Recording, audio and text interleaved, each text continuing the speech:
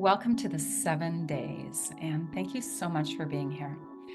Today, I'm going to demonstrate on deep nourishment with the ancient mother.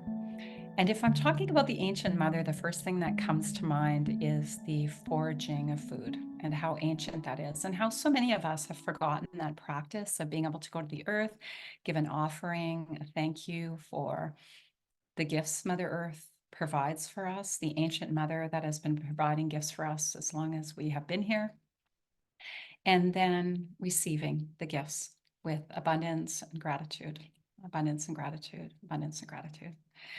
Today, the very first thing I'm going to talk about is wild roses and rose hips. So here I have dried some rose hips. They're very dried, actually. I harvested them a little while ago, and I live in a very dry climate. And with these rose hips, I can make rose water. I can put them in a jar of water and just let it steep for a long time in the fridge and strain it and make a rose water, make your own rose water. I can put them in boiling water and let them steep 4 or 5 minutes and make a rose hip tea.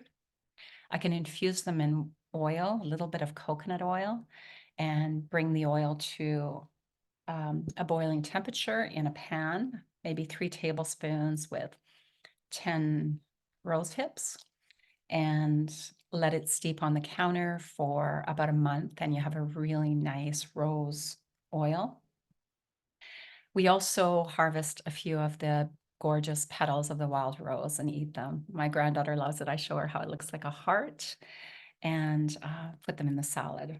Forage salads are amazing. The dandelions in the spring, the bears when they come out of hibernation, all the dandelions are gone in the fields. The people that work in the forest tell me, because they've had a long winter's nap and they're cleaning their liver. So that's what they do. And so I think we should learn a lot from the animals that are still wild on the earth that we haven't managed to completely push out of their habitat. The next thing, this is my favorite, balm of Gilead. So these are the very fragrant buds of the poplars, these buds that drop in the spring here anyways, and they're so sticky. And so if there's a poplar tree close to our house, a lot of people cut them down because they don't like how messy and sticky these are, and they're really sticky. But anything that's so crazy like that, like the bitterness of a dandelion leaf or the stickiness of these buds, they're usually an adaptogen. An adaptogen food, like here, I have a cup of chaga mushroom that grows on birch trees.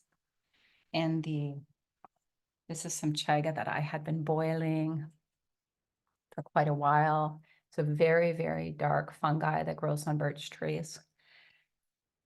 One of the most amazing adaptogens. The only problem with some of these adaptogens that people really catch on to is that they overharvest them. Now, this is really intriguing and very interesting to know. If you are harvesting chaga, please only take a small amount off the birch tree, because if you cut that whole chaga hunk off the birch tree dies. That's what we're finding out now. So it's an adaptogen for that birch tree, and we are losing a lot of birch trees in Canada, maybe other places. They seem to be really very sensitive to being messed with in the environment. So with these buds and this very ancient balm of Gilead, which they talk about in the Bible, I have brought this coconut oil. Look at this beautiful yellow color. The fragrance is amazing. It's an amazing balm. I've taken these buds in the spring. I steeped them in a bit of coconut oil and left this oil in here. Now it's been months and months. I can strain these out of here and put them in little gift jars for people, for salve for their face, for their lips, for their body, even to eat. It's an amazing food. Swish around in your mouth to heal sores. So here's our balm of Gilead. That's how easy it is to make. You're literally taking a pot, taking maybe 10 buds, adding in about 3 tablespoons of coconut oil, bringing it to a boil, pouring it into a jar. Jars are how I teach everything. Jars are amazing. You can get a lot of jars in your fridge. They're great storage and they can be reused and reused. I'm going to bring that to a boil. I'm going to pour it into the jar and I'm going to leave it on my counter for about a month, just to steep, or in your fridge if you like. Then you can strain this. And this is antibacterial, antiviral. Yeah, this is a beautiful, beautiful salve. The other thing I'm going to talk about is juniper berries and juniper, the juniper plant. Juniper is an amazing adaptogen. It's so bitter, but I just take a couple of these berries from the mountain junipers. Mountains food is very adaptogen because imagine it's growing between rocks and in a very rough climate, but it's still coming through and it's still growing. So, all you really need is about 4 juniper berries in the winter. And I'm going to talk about seasons of light. I'm going to show you how to make sauerkraut, but I'm going to put about 4 juniper berries or 5 juniper berries in my sauerkraut. And it's going to give it such nice flavor. Juniper berries are so strong in taste. And a lot of people don't know they're edible, but they're amazing. Just having one of these. There's so much life force in them. I can also make a juniper oil. And so I've done the same as I did for my balm of Gideon. I took some juniper berries. I brought about 4 tablespoons of coconut oil to a boil with some juniper berries in a pot. You can use more oil if you wish, but you just need a small amount. And then I poured it into a jar and let it steep. Now, if you want to just have the salve, just as salve, you can reheat this, strain it, and just have the oil or whatever use you want to do. This last year, I harvested a bunch of yarrow. So yarrow, they consider one of our weeds, but I say they're one of our wildflowers. Yarrow is one of the most amazing things to balance women's hormonal issues. It's antiviral, antibacterial. Like most of the wildflowers, which a lot of people call noxious weed, which is so not true, are medicine. And remembering the medicine of our ancient times, yarrow's one of them. Beautiful. You can take this dried yarrow now and make a nice tea all winter long. I sometimes forget the plants that I've harvested, so I'm going to put it in my tea cupboard so I don't forget.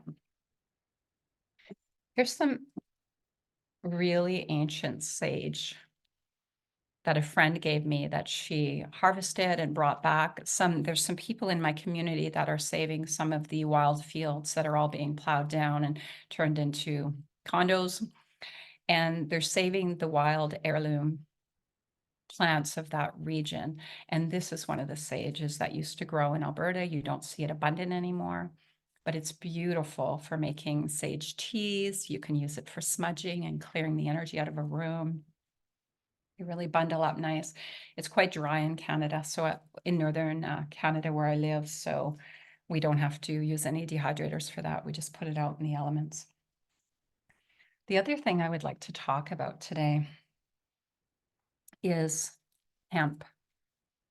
Now, hemp, this is dried hemp from my yard from 2 years ago, actually, and you can still see some of the seeds in there.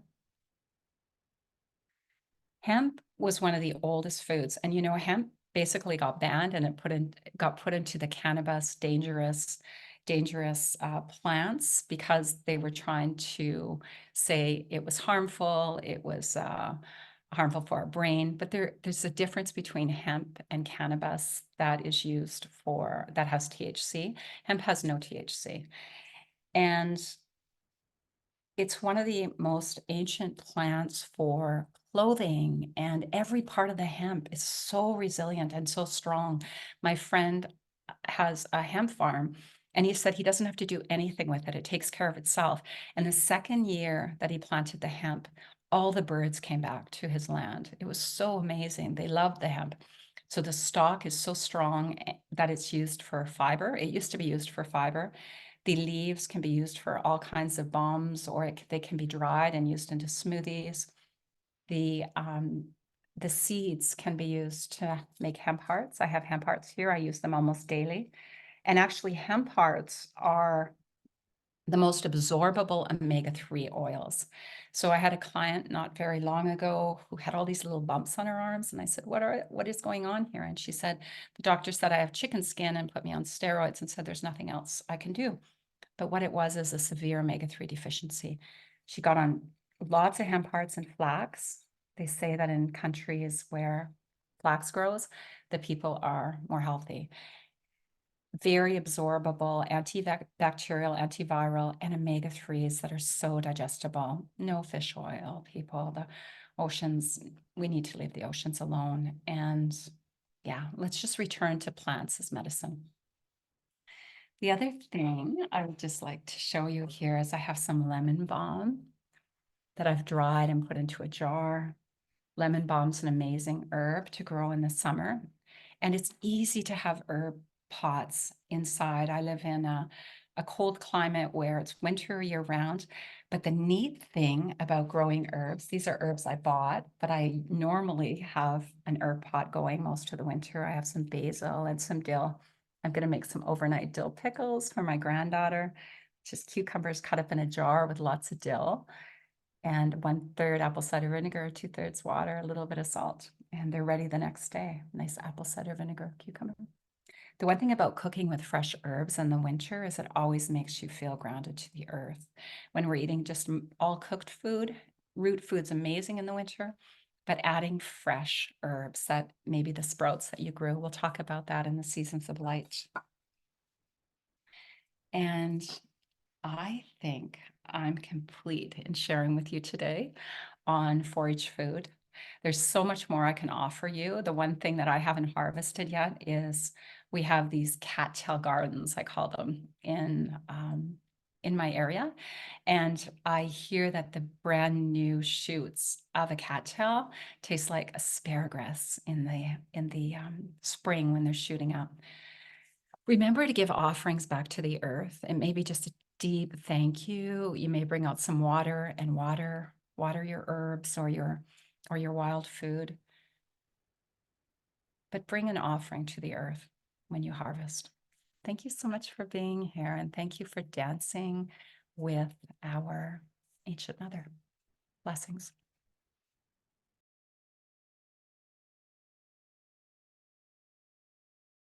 My pleasure and my honor to provide a meditation for the ancient mother, and as part of this gathering today. And the ancient mother, she is full of compassion, and that is the intention of this meditation today. So I'd like for everyone to find a comfortable place to sit and to center yourself, to take a nice deep breath, breathing in and breathing out, and feeling that breath in your belly, breathing into your belly. And even you can put your hands on your belly if you'd like to, breathing in and breathing out. And know and trust that this part of our anatomy is part of the ancient wisdom of the mother. Breathing in to the belly, expanding in her beautiful fullness, and then relaxing and contracting. Let's do one more breath here, breathing in, expanding with love and intuition, and contracting, coming back to inner peace, serenity, and stability. And now let's bring our hands to our heart and take a couple of breaths here. Breathing in, breathing out. And then as you breathe, slightly float your hands off your heart just for a moment as you breathe in, expanding the chest. And as you exhale, just gently press on your heart space, feeling that connection. 2 more breaths this way, breathing in, floating, above the heart, and breathing out, pressing in, connecting deeply. And one last, breathing in, floating, bringing our attention to that heart, that love, and then exhaling, connecting physically, emotionally, and spiritually with our heart. Then allow your breath to come back to its normal pace.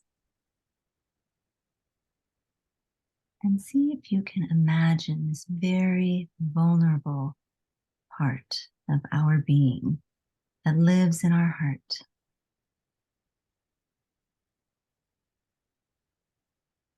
She may be a little girl, or a little boy, or a little being of any kind. Imagine that vulnerable place. And there is this bigger, more encompassing, ancient, wise one who surrounds this little vulnerable being. She is full of all of the wisdom of the universe. She supports, cares for, nurtures this vulnerable part of ourselves and of others. She is larger than life. She is the biggest hug you've ever received. And she has compassion for all beings in the universe. Everyone, all the little creatures, whether they have wings or legs or paws, arms, however they move about their space. She has love for all of them. She is the ancient mother who is in each of us, who guides our way with love and with compassion. She may remind us to move aside for an ant. She may urge us to listen to the birds in the trees, to hear their songs. She may guide our choices as we move through the shopping in our day, for groceries or clothes. She brings us into deep connection with nature, reminding us that we are part of nature. We are all part of the beautiful whole, and we're here to care for one another in the ways that we know how, with our choices, with our love, and our compassion. And take another breath into this space, seeing how you personally contribute to this beautiful compassion, this wise elder, this love, and this nurturing.